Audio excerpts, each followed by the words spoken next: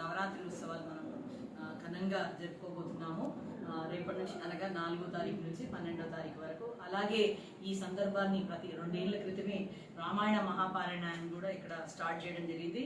ఈ రోజు నుంచి రామాయణ మహాపారాయణం కూడా మనము రాష్ట్రం నలుమూలలే కాకుండా వివిధ రాష్ట్రాల నుంచి కూడా వచ్చి ఇక్కడ రామాయణ పారాయణము దాదాపుగా 100 మందికి పైగా ఇక్కడ రామాయణ పారాయణము చిత్రకూట మండపంలో జరుపుకుంటున్నారు. ఆ ఉత్సవాన్ని కూడా మనం ఈరోజు ప్రారంభించుకున్నాము.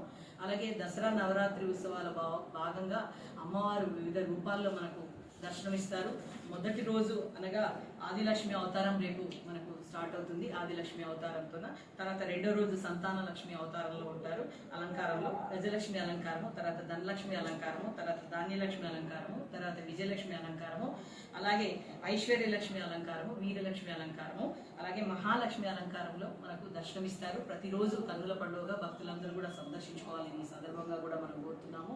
అలాగే చివరి రోజు అయినటువంటి దసరా 12వ తారీఖు రోజు మనం ఏదైతే విజయోత్సవం అంటే శమి పూజను కూడా జరుపుకుంటాము. దాని సందర్భంగా మన దసరా మండపంలో ప్రతి సంవత్సరం జరుపుకునే విధంగా రామలీలా మహోత్సవాన్ని కూడా ఘనంగా జరుపుకోబోతున్నాము. దీనికి సంబంధించి భక్తులందరూ కూడా మన ఇక్కడ భక్తులే కాకుండా ఇక్కడ ప్రత్యేకంగా వేరే ప్రాంతాల నుంచి కూడా వారందరూ దసరా ఉత్సవాలకు అమ్మవారిని దర్శించుకోవడానికి ప్రత్యేకంగా రామలీలా ఉత్సవాన్ని కూడా వీక్షించుటకు తప్పకుండా రావాలని కోరుకుంటూ జై శ్రీరామ్.